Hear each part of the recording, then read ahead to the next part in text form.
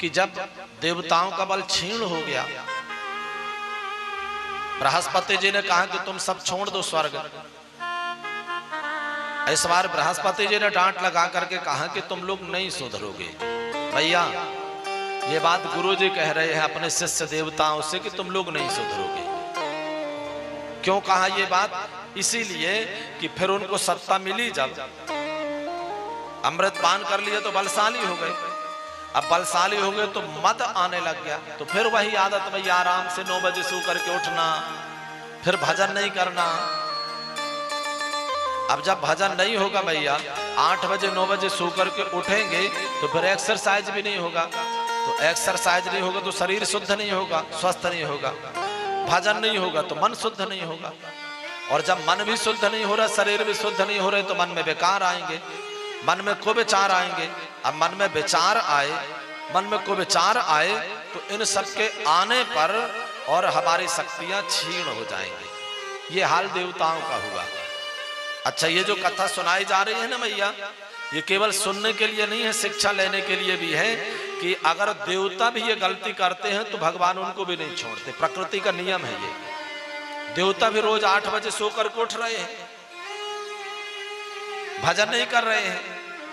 और आपको क्या लगता है भैया, आपके पास बस मोबाइल है? आपके घर में बस टीवी लगी है, वहां तो आपसे बड़े बड़े टीवा लगे हैं, और वो बैठ करके दिन भर देवता आनंद ले रहे हैं। भजन नहीं हो रहा है तो उसका दुष्परिणाम क्या निकल रहा है? राक्षसी शक्तियां बलवती होती है। ऐसे ही हमारे जीवन में भी भैया, जब हमारे इधर हमारी दिनचर्या बिगड़ती है,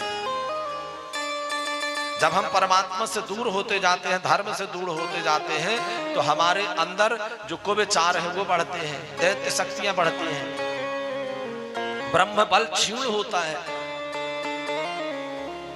और क्षीण होगा तो क्या होगा? संपत्ति, सबसे पहला काम श्रीहीन होंगे आप। दूसरा काम ये होगा स्वास्थ्य विहीन होंगे आप। तीसरा काम होगा कुविचारी होंगे आप। और रात दिन एक बार व्यक्ति भटक जाए तो संभलना कठिन हो जाता है भैया। इसीलिए जो हमारे पूर्वज जिस मार्ग से बड़े जन चल करके आए हैं, उन संस्कारों का पालन करें। ये नहीं कहना चाहिए कि अरे अब हम लोग तो बच्चे हैं, 10 बजे तक 12 बजे तक नहीं सोएंगे तो कौन सोएगा, अरे अब हम लोग घूमेंगे नहीं तो कौन घूमेगा, कहते हैं ना कई लोग।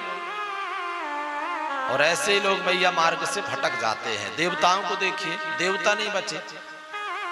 स्थिति ये हो गई कि सत्ता पर बैठे थे, क्षण मात्र नहीं लगा सत्ता से उतर गए, भाग गए स्वर्ग छोड़ करके, और त्रैलोक्य में फिर बलि का राज्य हो गया।